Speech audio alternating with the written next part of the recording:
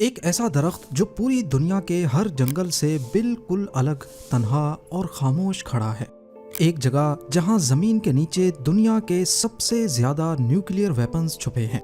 रेगिस्तान में Chinese missile accuracy के अजीबो गरीब निशानात से लेकर सुइज कैनाल में फंसी 50,000 टन वजनी शिप को निकालने के मंजर तक। कभी कभी गूगल अर्थ हमें सिर्फ सैटेलाइट इमेजेस नहीं बल्कि उन राजों की झलक दिखाता है जो हमारी सोच से भी बाहर होती हैं। और आज हम ऐसे ही चंद सैटेलाइट इमेजेस को समझने की कोशिश करेंगे। ज़ेम टीवी की वीडियोस में एक बार फिर से खुशामदीद। नाजरीन, न्यू मैक्सिको के पास एक रिमोट एरिया में जमीन पर उभरा हुआ एक टीला देखा जा सकता है जिसका एरिया 14 एकड़ के करीब है। इसकी स्क्वायर शेप ये जाहिर करती है कि ये नेचुरल नहीं बल्कि मैन मेड है। ईस्ट और वेस्ट से दो रोड्स इस टीले की जानिब आकर एक अंडरग्राउंड टनल में चली जाती हैं। इस पूरे एरिया को मुख्तलिफ वॉच टावर्स लगाकर सिक्योर भी किया गया है जो इस साइट की इम्पोर्टेंस जाहिर करते हैं।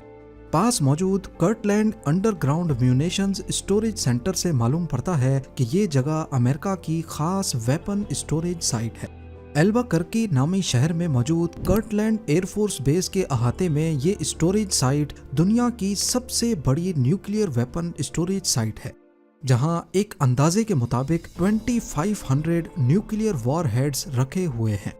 वैसे तो इस साइट की कंस्ट्रक्शन के बारे में जितनी भी डिटेल्स हैं वो अभी तक क्लासिफाइड रखी गई हैं, लेकिन एक अंदाजे के मुताबिक 80 से 120 फीट नीचे तक यहाँ मुख्तलिफ वॉल्स मौजूद हैं। गूगल अर्थ की हिस्टोरिकल इमेजरी में देखने पर मालूम पड़ता है कि ये साइट 1985 और 1991 के दरमियान कंस्ट्रक्ट की गई थी, यानी जब अमेरिका और सोवियत यूनियन की कोल्ड वॉर अपने उरूज पर थी।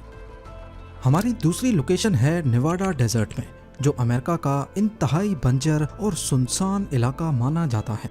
यहाँ दूर दूर तक सिर्फ रेत और खुश्क मैदान फैले हुए हैं, लेकिन सैटेलाइट व्यू में 3800 फीट्स की बुलंदी से यहाँ एक बहुत बड़ी स्क्वायर बाउंड्री वाज़े तौर पर देखी जा सकती है।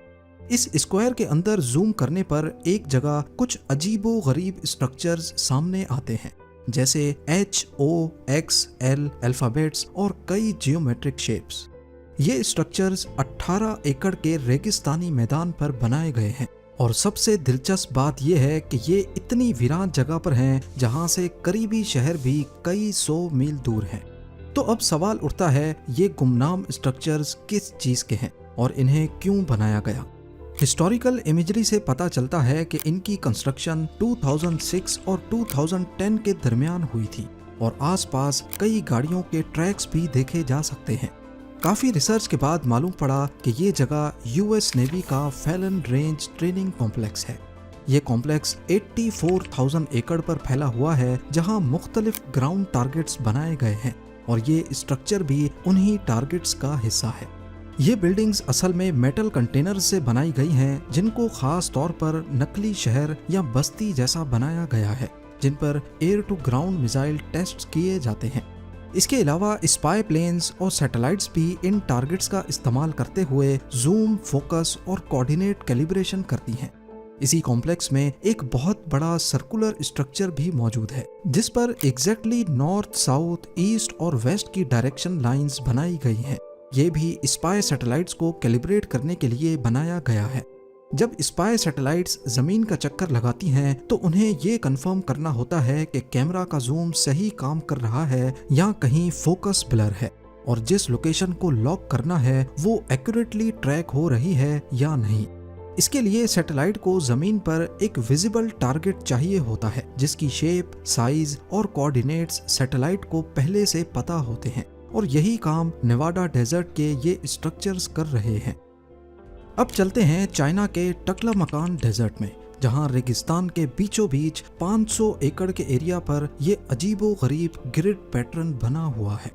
ये इतना बड़ा है कि स्पाई प्लेन्स जो 80,000 फीट्स पर फ्लाई करते हैं, इतनी ऊंचाई से भी ये बगैर किसी इंस्ट्रूमेंट की मदद के पॉइंट आउट हो सकता है। फिलहाल इसके ऊपर रेत और मिट्टी आ चुकी है, लेकिन 2005 में जब ये बनाया गया था तो ये कुछ इस तरह दिखता था। ये साइट भी चाइनीज मिलिट्री की सैटेलाइट कैलिब्रेशन और मिसाइल टारगेटिंग जोन है। ये पैटर्न ड्रोन्स, स्पाई प्लेन्स और गाइडेड मिसाइल्स की एक्यूरेसी को बेहतर बनाने के लिए इस्तेमाल किए जाते हैं। चाइना ने इस डेजर्ट में दर्जनों मिस्टीरियस स्ट्रक्चर्स बना रखे हैं जिनको समझना काफी मुश्किल है। ठीक इसके वेस्ट में कुछ और मिस्टीरियस निशानात मौजूद हैं। यहाँ आपको छोटी छोटी स्क्वायर शेप्स दिख रही हैं जिनके बीच में बड़े बड़े गड्ढे नजर आ रहे हैं। ये एक स्क्वायर 45 मीटर चौड़ा और एग्जैक्टली 45 मीटर लंबा है और इनके बीच में जो सुराख नजर आ रहे हैं इनका डायामीटर 3 से 5 मीटर्स है, यानी करीब एक गाड़ी जितना बड़ा गड्ढा। और ये स्क्वायर्स टोटल 5.2 किलोमीटर्स की एक सीधी लाइन में मौजूद हैं। अगर एंड टू एंड एक लाइन ड्रॉ की जाए तो इनकी एक्यूरेसी इतनी परफेक्ट है कि तमाम स्क्वायर्स लाइन के साथ एग्जैक्टली पैरेलल हैं। फिलहाल यहाँ कुछ स्क्वायर मार्क्स के ऊपर रोड्स और विंड टर्बाइन्स लग चुके हैं, लेकिन ये निशानात हिस्टोरिकल इमेजरी में 2004 की आखिरी क्लियर पिक्चर तक भी वाज़े तौर पर नजर आ रहे हैं, जबकि 1985 के ब्लर इमेज में डिटेल्स वाजे नहीं, लेकिन एक हल्की सी लाइन जरूर नजर आ रही है जो हमारी ड्रॉ की गई लाइन के बिल्कुल पैरेलल है। बहुत सारी इंटरनेट रिसर्च करने पर कोई वाजे जवाब नहीं मिल सका, लेकिन क्योंकि ये जगह चाइना की मिसाइल टेस्टिंग रेंज का ही हिस्सा है, इसी वजह से ये शुबा है कि ये मिसाइल एक्यूरेसी टेस्ट के निशानात ही हैं। अगर वाकई ऐसा ही है तो इनकी एक्यूरेसी लाजवाब है। अब चलते हैं वेस्ट अफ्रीका के मुल्क मॉरिटेनिया में। यहाँ नोआडीबू नामी शहर में एक पोर्ट है जहाँ की कुछ ऐसी हालत है। पहली मर्तबा देखने पर कुछ समझ नहीं आता, लेकिन जूम करने पर मालूम पड़ा कि ये हजारों फिशिंग बोट्स एक दूसरे से बंधी हुई हैं। ये खास बोट्स इस इलाके में मछेरे इस्तेमाल करते हैं। मॉरिटेनिया की फिशिंग इंडस्ट्री यहाँ की जीडीपी का एक अहम तरीन हिस्सा है। यहाँ से मछलियाँ एक्सपोर्ट भी की जाती हैं, पर छोटा पोर्ट होने के बायस यहाँ इन कश्तियों को एंकर करने की ज्यादा जगह नहीं है। अटलांटिक ओशन का ये एरिया तेज तूफानों की वजह से जाना जाता है। अगर कश्तियाँ प्रॉपर एंकर नहीं की होंगी तो खासा नुकसान भी हो सकता है। इसी वजह से रोजाना मछेरे अपनी कश्तियों को एक दूसरे के साथ बांध देते हैं।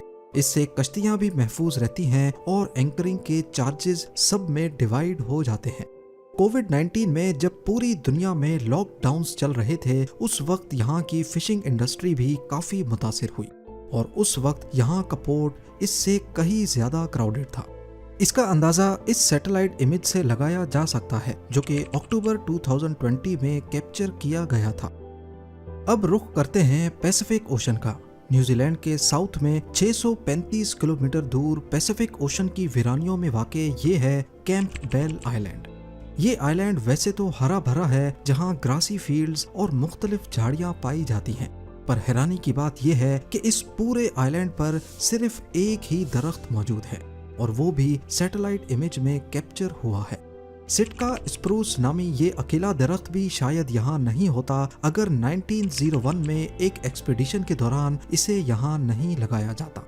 गिनीज वर्ल्ड रिकॉर्ड के मुताबिक ये सिर्फ इस आइलैंड का ही नहीं बल्कि दुनिया का सबसे तन्हा दरख्त माना जाता है, क्योंकि यहाँ से 275 किलोमीटर नॉर्थ वेस्ट में ऑकलैंड नामी आइलैंड पर दूसरा दरख्त पाया जाता है। हमारी अगली लोकेशन है अमेज़न रेन फॉरेस्ट में, जो कि दुनिया का सबसे बड़ा जंगल है। सैटेलाइट इमेज में इसके कई हिस्से पूरी तरह ब्लर हैं, क्योंकि जिन लोकेशंस की हाई पिक्सल सैटेलाइट इमेज की कोई ज़रूरत नहीं होती उन्हें गूगल अर्थ अपडेट ही नहीं करता। लेकिन कुछ मकामात पर अमेज़न ट्राइब्स के हट्स स्पॉट किए गए हैं। ये जगह मौजूद है अमेज़न रेन फॉरेस्ट की गहराइयों में, ब्राज़ील वेनेजुएला बॉर्डर के करीब।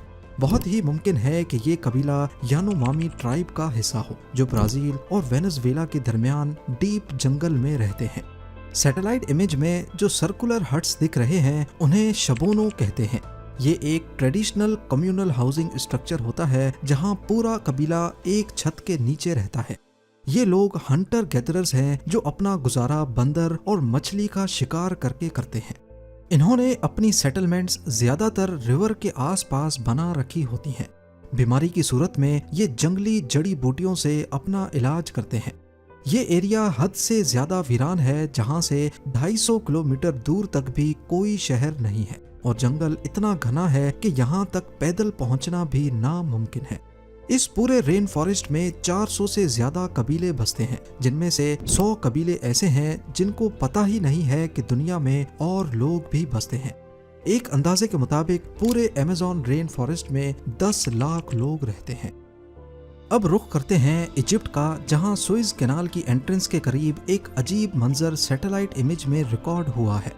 ये जो आप देख रहे हैं, इसमें एक सेमी सबमर्सिबल वेसल है जिसके ऊपर एक बड़ी ड्रेजर शिप मौजूद है, जो अपने स्पेशलाइज्ड इक्विपमेंट के जरिए कैनाल के सी बेड से मिट्टी और सेडिमेंट्स निकाल रही है। ऐसा मालूम होता है कि ये चाइनीज सेमी सबमर्सिबल शिप जिनयावा है और ये हादसाती तौर पे सुएज कैनाल की एंट्रेंस पर फंस गई थी, जिसके बाद ड्रेजर शिप सी बेड के नीचे की रेत को निकालकर इसका रास्ता बना रही है। पानी में मिट्टी का होना इस बात का इशारा है कि यहाँ ड्रेजिंग का काम ही चल रहा है। जिनयावा जैसी सेमी सबमर्सिबल शिप 50,000 टन से भी ज्यादा वजनी होती है और ये ओवर साइज कार्गो को शिप करने के लिए काम आती है। इसका पिछला हिस्सा कंटेनर्स के वजन से पानी के अंदर चला जाता है और जहाँ गहराई कम हो वहाँ अक्सर ये सी बेड से टच करती है या फंस भी सकती है। उम्मीद है जेम टीवी की ये वीडियो भी आप लोग भरपूर लाइक और शेयर करेंगे। आप लोगों के प्यार भरे कमेंट्स का बेहद शुक्रिया। मिलते हैं अगली शानदार वीडियो में।